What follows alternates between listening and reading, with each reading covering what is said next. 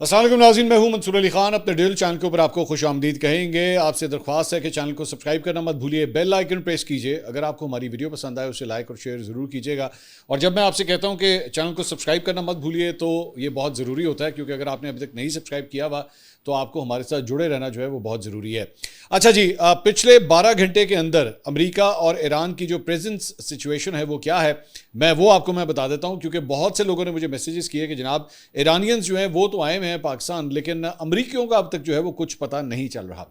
तो जनाब ground situation ये है कि पिछले व्लॉग में हमने आपको बताया था कि वाइट हाउस की जो तर्जुमान है कैरोलिन लेविट, उन्होंने बाकायदा तौर पे ऐलान किया था कि जैरेड कुशनर और विटकॉफ दो अफराद जो हैं वो तैयार हैं और वो जाएंगे जनाब पाकिस्तान, और वो ईरानी जो वफ्द आया हुआ है जिसके सरबराही अब्बास इराक़ची कर रहे हैं, जो उनके वज़ीर ख़ारजा हैं, उनके साथ वो जाके मुलाकात करेंगे।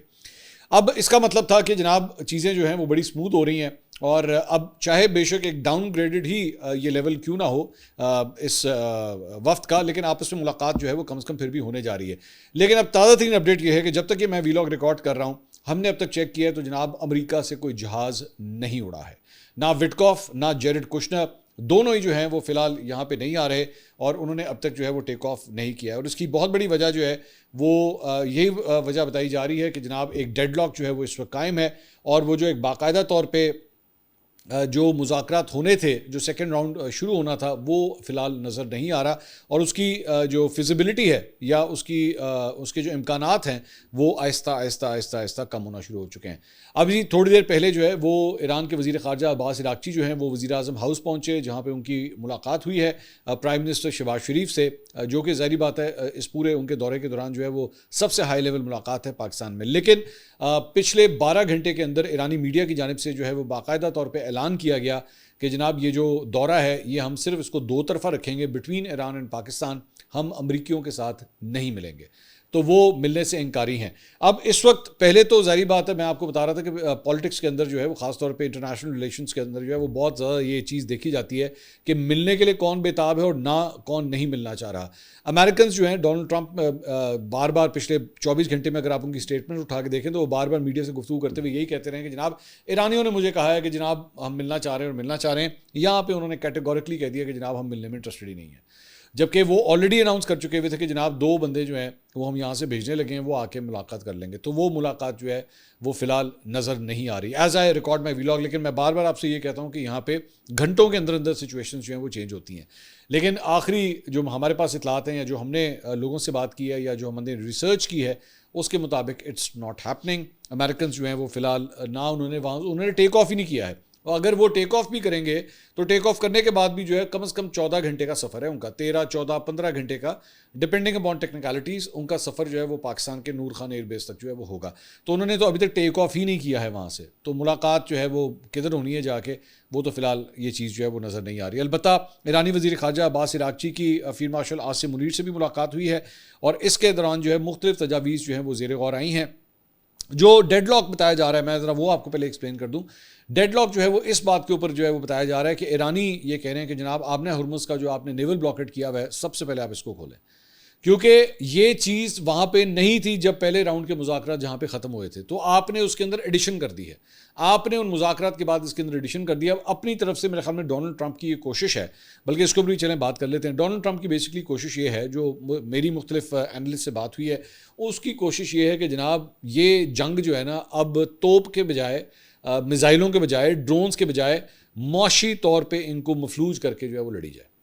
इनका बेसिकली इनकी सप्लाई चेन जो है वो ही बंद कर दी जाए। ये जो अपना तेल एक्सपोर्ट करते हैं, जो तेल अपना मुख्तलिफ मुल्कों को भेजते हैं, इसके ऊपर जो है वो बंदिश लगाई जाए। जब इसकी हीट इनको महसूस होना शुरू होगी, जब तेल जो है वो ट्रांसपोर्ट नहीं हो सकेगा, तो ऑटोमेटिकली ये फिर टेबल के ऊपर बैठने के लिए तैयार हो जाएंगे।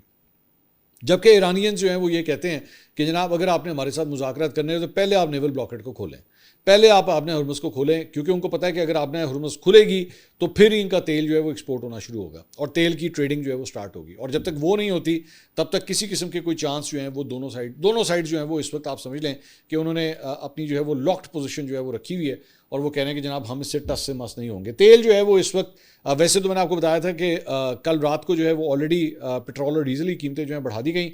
अब तेल जो है वो इस वक्त इंटरनेशनल मार्केट में तकरीबन $105 फी बैरल के ऊपर जो है वो पहुंच चुका है।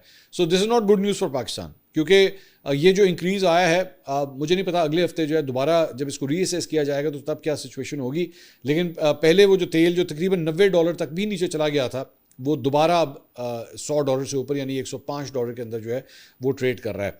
अब इस सारी अरसे के दौरान, इस सारी चीज़ के दौरान जो प्राइम मिनिस्टर के साथ मुलाकात हुई है, बहुत बड़ा वफ्त है, इसकी ये फुटेज भी आप जो है वो स्क्रीन के ऊपर देख सकते हैं। काफ़ी बड़ा वफ्त है ईरान का जिसकी प्राइम मिनिस्टर के साथ जो है वो मुलाकात हुई है, लेकिन फ़िलहाल कोई ब्रेक थ्रू जो है वो फ़िलहाल नज़र नहीं आ रहा। इसके ऊपर जो तर्जुमान है ईरानी वज़ारत ख़ारजा इस्माइल बकाई जो साथ आए हुए हैं, पाकिस्तान आए हुए हैं, उन्होंने भी कहा जी किसी किस्म की कोई मुलाकात जो है हमारी आपस में स्केड्यूल नहीं है। और उन्होंने कहा वो ईरानी वज़ीर ख़ारजा अब्बास इराक़ची के साथ सरकारी दौर पर इस्लामाबाद पहुंचे। इस दौरे में पाकिस्तान के आला हुकाम से मुलाकात होगी, जिसमें पाकिस्तान की जानिब से जारी सालसी से मुतल्लिक़ उमूर के ऊपर जो है बात होगी। ईरान की नेशनल सिक्योरिटी काउंसिल के सरबराह इब्राहिम अजीज़ी ने कहा है कि वज़ीर ख़ारजा अब्बास इराक़ची के दौरे पाकिस्तान के दौरान जौहरी मामले के ऊपर भी कोई बातचीत नहीं होगी। उन्होंने कहा कि जौहरी मामला ईरान की रेड लाइन में से एक है। उन्होंने कहा कि अब्बास इराक़ची पाकिस्तान के दौर में सिर्फ दो तरफ़ा ताल्लुकात के ऊपर जो है वो तबादला ख्याल करेंगे, यानी बिटवीन पाकिस्तान एंड ईरान। इसके अलावा कोई बातचीत हम नहीं करेंगे। CNN ने एक खबर जो है वो रिपोर्ट की है। उन्होंने कहा mixed signals over potential peace talks between US Iran is nothing new, here's why. उन्होंने कहा ये जो आपको मिक्स सिग्नल्स मिल रहे हैं ना कि एक जगह ईरान जो है वो पाकिस्तान जा भी रहा है, दूसरी जगह अमेरिका की जानिब से कहा भी जा रहा है कि जनाब हमारा वफ्द जो है वो तैयार है जाने के लिए पाकिस्तान, लेकिन मुज़ाकरत हो नहीं रहे। ये बड़े मिक्स सिग्नल्स हैं, ये कोई हैरानगी की बात नहीं है, इसमें कोई सरप्राइज़ नहीं है। और इसकी वजह क्या है मैं खबर पढ़ देता हूँ। कहते हैं व्हाइट हाउस ने गुज़िश्ता रोज़ अमेरिकी नुमाइंदे स्टीव विटकॉफ और जेरेड कुशनर आज पाकिस्तान जा रहे हैं। उन्होंने ऐलान किया ताकि ईरान के साथ बराह रास्त अमन मुज़ाकरात में हिस्सा ले सकें, जबकि ईरान के वज़ीर ख़ारजा अब्बास इराक़ची वाकई इलाक़ाई अमन से मुतल्लिक़ बातचीत के इस्लामाबाद में मौजूद हैं। ईरान की नीम सरकारी खबरसा एजेंसी तस्नीम ने रिपोर्ट किया है कि वो अमरीकी हुकाम से बात नहीं करेंगे। इस तरह नूर न्यूज़ एजेंसी जो ईरान की सुप्रीम नेशनल सिक्योरिटी काउंसिल से वाबस्ता है ने भी यही कहा। मुज़ाकरात की असल सूरत हाल के बारे में यह गैर यकीनी कोई नई बात नहीं है और इसका लाजमी मतलब ये नहीं कि दोनों फरीकों के दरमियान किसी न किसी शक्ल में बातचीत नहीं होगी।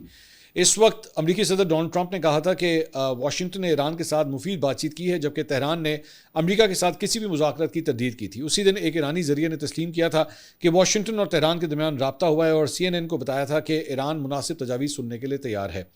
बाद अज़ां अमेरिका ने अप्रैल के अवाइल में पाकिस्तान में ईरान के साथ अहम मुज़ाकरात किए जो बगैर किसी मुआहदे के ख़त्म हो गए। तो उन्होंने कहा ये पहले भी हो चुका है, पहले भी हाँ ना करते करते जो है वो चीज़ें चली थी, लेकिन उसके बाद अल्टीमेटली वो मुज़ाकरात हो गए थे।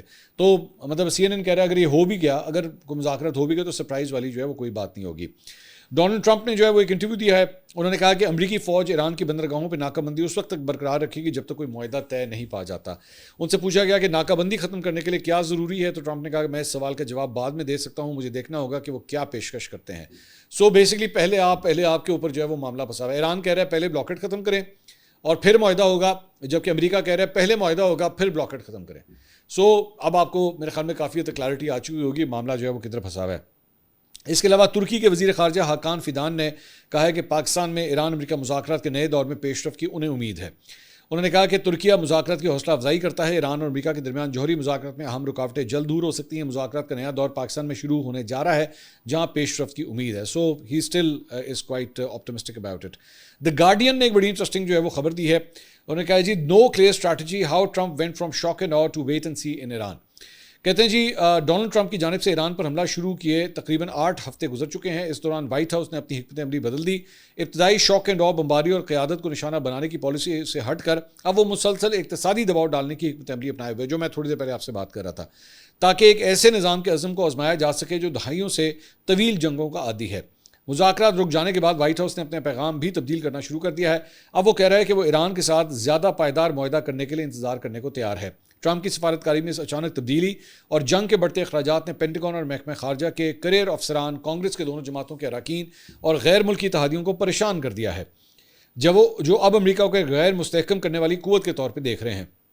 व्हाइट हाउस की ताज़ा हिकमत अमली इस हफ्ते के आगाज़ में ट्रंप की कौमी सलामती टीम के इजलास में सामने आई, जिसमें नायब सदर जेडी वेंस और वज़ीर ख़ारजा मार्को रूबियो भी शामिल थे। इस हिकमत अमली के मुताबिक ईरान पर इक़्तिसादी दबाव जारी रखा जाएगा ताकि वो अपने हुर्मुज़ को खोले, जबकि तेहरान से जंग बंदी की अमरीकी पेशकश पर मुतहदा जवाब का इंतज़ार किया जाएगा। ताहम ईरान जंग के खात्मे के लिए मुस्तकिल हिकमत अमली की कमी, खुसूसन आपने हुर्मुज़ की बंदिश के मसले पर इस चीज़ ने अमरीकी इत्तेहादियों को कायल कर दिया है कि व्हाइट हाउस के पास तेहरान के ख़तरे से निपटने के लिए आइडियाज़ कम पड़ रहे हैं। अब अमेरिका को खित्ते में ड्रोन हमलों के बढ़ते खतरात का सामना है, जिसने जंग से पहले मौजूद अहम हथियारों के ज़खायर को कम कर दिया है। एक रिपोर्ट के मुताबिक अमेरिका अपने पेट्रियट मिसाइलों के ज़खायर का बड़ा हिस्सा इस्तेमाल कर चुका है और हर मिसाइल की कीमत तकरीबन $40 लाख है। तो ये जो बिल है, इधर अमेरिका को भी जो जिस चीज़ की तकलीफ है, वो जेब के ऊपर जो बोझ पड़ रहा है, जो पैसे कम हो रहे हैं बड़ी तेज़ी से, ये बेसिकली उसका भी जो है वो उसकी भी तकलीफ है, जिसकी वजह से अमेरिका मज़ीद इस जंग को बढ़ाने से जो है वो गुरेज़ा है। इसके अलावा क्लैश रिपोर्ट ने ये तस्वीर जो है वो शेयर की है, वो मैं आपके साथ भी शेयर करना चाहूँगा, जिसमें क्लैश रिपोर्ट का ये कहना है कि जनाब अमेरिका जो है वो लग रहा है कि अल धफरा एयरबेस UAE मुत्तहिदा अरब अमारात के अंदर जो है वो अपने जहाज़ों की तादाद जो है वो बढ़ा रहा है। उन्होंने कहा कि 12 FA-18 fighter jets have been deployed alongside with at least 7 aerial refuelling tankers and C-17 cargo aircraft. तो एक जगह पे जंग ना करने की बातें हो रही हैं, लेकिन साथ ही साथ जो है जो अपनी फ़िज़ाई ताकत है वो इस तरह लग रहा है कि अमेरिका जो है वो उसको बढ़ा रहा है इस वक्त खित्ते के अंदर। और मुत्तहिदा अरब अमारात जो कि ऑब्वियसली बिल्कुल ईरान के ऑपोजिट है, उसके बारे में ये लग रहा है कि वो उसकी तादाद जो है अपने जहाज़ों की तादाद वहाँ पर बढ़ाता जा रहा है। इसके अलावा ईरान ने दावा किया है कि मुकामी सतह पर 1000 से ज़ायद इकसाम के हथियार जो है वो इस वक्त ईरान अपनी सरजमीन के ऊपर तैयार खुद कर रहा है, जिनमें मिसाइल, ड्रोन्स और दीगर अस्करी निज़ाम शामिल हैं, जबकि मुल्क की मिसाइल सलाहियत का एक अहम हिस्सा अभी तक इस्तेमाल में नहीं लाया गया है। ईरानी वज़ारत दिफ़ा के तर्जुमान ब्रिगेडियर जनरल रज़ा तलाई ने एक बयान में कहा है कि मुल्क की दिफाई और जवाबी तैयारियों को बुलंद सतह पर करार दिया। उन्होंने कहा कि मुल्क में तैयार होने वाले तमाम हथियार मुकम्मल तौर पर मुकामी सतह पर तैयार किए जाते हैं। ब्रिगेडियर जनरल रज़ा तलाई निक के मुताबिक आज 1000 से ज़ायद इकसाम के हथियार मुकम्मल तौर पर मुल्क के अंदर तैयार किए जा रहे हैं और ये सलाहियत दिफाई शोबे में 25 साल से ज़ायद अरसे की सरमायाकारी का नतीजा है। उन्होंने कहा कि हथियारों की पैदावार मुल्क के मुख्तलिफ हिस्सों में फैली हुई है, ताकि अगर कुछ तनसीबात को नुकसान पहुंचे तो भी पैदावार का अमल जो है वो जारी रहेगा। तर्जुमान ने कहा कि तकरीबन 9000 कंपनियां दिफाई सनत की मामलत में मसरूफ़ हैं, जो इस शोबे की वसअत और ख़ुद इंसारी की अक्कासी करती हैं। तर्जुमान ने आपने हुर्मस के हवाले से ईरान के इक़दाम को स्ट्रेटेजिक कंट्रोल का जरिया करार दिया, जबकि उनके मुताबिक खलीज ओमान से मुतादिद मौक़े पर मुखालिफ कुव्वतों को पसपाई जो है वो इख्तियार करना पड़ी। तो ईरान की जानिब से बेसिकली ये सिग्नलिंग हो रही है कि हमारे पास हथियारों की कोई कमी नहीं है, हम इसको बिल्कुल अपनी ही सरजमीन के ऊपर तैयार कर रहे हैं और अगर दोबारा भी हमला होता है तो हम अमेरिका का सामना करने के लिए पूरी तरह तैयार हैं। इसके अलावा तस्नीम न्यूज़ एजेंसी की जानिब से जो है वो ये तस्वीर एक शेयर की गई है और इसके अंदर जो है वो बताया गया है कि एक नाकारा GBU बंकर बस्टर बम जो अमेरिका इजराइल हमलों के दौरान जो है ईरान के ऊपर गिराया गया था और सुबह यज़्द के एक रिहायशी इलाके के नीचे 42 फुट गहराई में दफन हो गया था। ये मतलब गिराया आके और उसके बाद ये 42 फुट जो है वो ज़ेर ज़मीन चला गया। इस बम को कामयाबी से नाकारा बनाकर वहाँ से निकाल लिया गया है। सो ये बम जो है वो बेसिकली गिरा वहाँ पे ज़रूर था, लेकिन फटा नहीं था। तो ईरानियंस ने जो है वो इसको अब वहाँ से निकाल लिया है। यस के नायब सूबाई गवर्नर बराए सिक्योरिटी ने बताया कि यह बम जंग के दौरान एक रहायशी इलाके में गिरा था, मगर फटा नहीं और ज़मीन के अंदर गहराई में धंस गया। उन्होंने तस्दीक की ये इंतहाई ख़तरनाक ऑपरेशन पासदार इनकलाब और सूबा यज़्द के कानून नाफिज करने वाले इदारों की बम डिस्पोजल यूनिट की मुश्तरका कोशिशों से जो है वो अंजाम दिया गया है। इसके अलावा जनाब ईरान की जानिब से आपने हुर्मुज़ में कब्ज़े में लिए गए जहाज़ जो हैं वो अब मंज़िल आम पे आ गए हैं। ईरानी प्रेस TV के सहाफ़ी ने ज़ेर कब्ज़ा जहाज़ से ख़ुसूसी रिपोर्ट पेश की, जिसमें जहाज़ पर लदे कंटेनर्स जो हैं वो दिखाए गए हैं। ईरानी प्रेस TV की जानिब से जारी करदा वीडियो में जहाज़ के अंदरूनी मनाज़िर भी देखे जा सकते हैं और ईरानी सहाफ़ी के मुताबिक स्ट्रेटेजिक आबी गुज़रगाह पर ईरान का इस वक्त यानी कि आपने हुर्मुज़ पे वो ये क्लेम कर रहे हैं कि हमारा पूरी तरह यहाँ पर कंट्रोल है। इसके अलावा अमेरिकी सेंट्रल कमांड सेंटकॉम ने दावा किया है कि अमेरिकी नेवी ने ईरानी परचम वाले जहाज़ को कामयाबी के साथ ईरानी बंदरगाह में दाखिल होने से रोक दिया है। मीडिया रिपोर्ट्स के मुताबिक सेंटकॉम ने कहा यह कार्रवाई अमेरिका की जानिब से ईरानी बंदरगाहों की जारी नाकाबंदी का हिस्सा है। रिपोर्ट्स में बताया गया कि ईरानी जहाज़ ने बार बार वार्निंग के बावजूद ईरानी बंदरगाह की तरफ जाने की कोशिश की, जिस पर अमेरिकी नेवी ने मुदाखलत की और जहाज़ को हमले के मुआयने और तफ्तीश के लिए रोक दिया। जॉइंट चीफ ऑफ स्टाफ के चेयरमैन जनरल डैन कीन ने कहा कि अमरीकी अफवाज ईरान और उससे आने वाले तमाम मशकूक जहाज़ों की कड़ी निगरानी जारी रखे हुए है। उन्होंने मजीद कहा कि पाबंदी का इतलाक तमाम जहाज़ों पर किया जा रहा है, क़तई नज़र के उसकी कौमियत क्या है। ईरान की जानिब से जो जहाज़ कम अज़ कम आ रहे हैं उनको तो बिल्कुल ही नहीं छोड़ा जा रहा, लेकिन बाकी जहाज़ों को भी जो है वो इस ब्लॉकेट का सामना करना पड़ रहा है। इसके अलावा जनाब ईरान पर अमेरिका और इजराइल की जानिब से 28 फरवरी को किए गए हमलों के बाद ईरान ने आपने हुर्मुज़ से जहाज़ों की आमदोरफ्त रोक कर इलाके का कंट्रोल हासिल कर लिया है, जिससे खित्ते समेत दुनिया भर को मुआशी नुकसान का सामना करना पड़ा और आलमी मार्केट में तेल की कीमतों में भी इजाफा हुआ, जबकि अमेरिका ने इसके जवाब में 13 अप्रैल को अपने हुर्मुज़ की नाकाबंदी शुरू कर दी और इसमें ईरानी बंदरगाहों तक इसे फैला दिया गया, लेकिन इसके असरात बरक्स नज़र आ रहे हैं। ये बड़ी इंटरेस्टिंग बात है। अब अल जज़ीरा की रिपोर्ट के मुताबिक आपने हुर्मुज़ से ईरान की तेल की बरामदात उसके मजमूई तेल की बरामदात का 80% है। तेल की तजारत का हिसाब रखने वाले इदारे केपलर के मुताबिक ईरान ने मार्च में रोज़ाना 1.84 मिलियन बैरल खाम तेल बरामद किया और अप्रैल में 1.71 मिलियन बैरल रोज़ाना बरामद किया, जबकि 2025 में 1.68 मिलियन बैरल रोज़ाना बरामदात होती थीं। ईरान ने 15 मार्च से 14 अप्रैल तक 55.22 मिलियन बैरल तेल जो है वो बरामद किया। ईरानी तेल, ईरानी लाइट, ईरानी हेवी और फ्रोज़न ब्लेंड तीनों किस्मों की कीमत मज़कूरा एक महीने के दौरान $90 फ़ी बैरल से नीचे कभी नहीं आई और अक्सर दिनों में ईरानी तेल की कीमत $100 फ़ी बैरल से तजावुज़ होती रही। रिपोर्ट के मुताबिक एक मोहतात अंदाज में फ़ी बैरल $90 कीमत भी रखी जाए तो ईरान ने गुज़िश्ता एक माह के दौरान तेल की बरामदात से $4.97 अरब कमाए हैं। तकरीबन $5 अरब जो है इस जंग के दौरान भी ईरान जो है वो कमाने में कामयाब हो गया। ईरान फरवरी में जंग शुरू होने से कबल खाम तेल की बरामदात से तकरीबन $115 मिलियन रोज़ाना या एक माह में $3.45 अरब कमाता था। इस तरह ईरान ने जंग से पहले के मुकाबले में जंग के दौरान तेल की ज़्यादा बरामदात की और 40% ज़्यादा कमाया।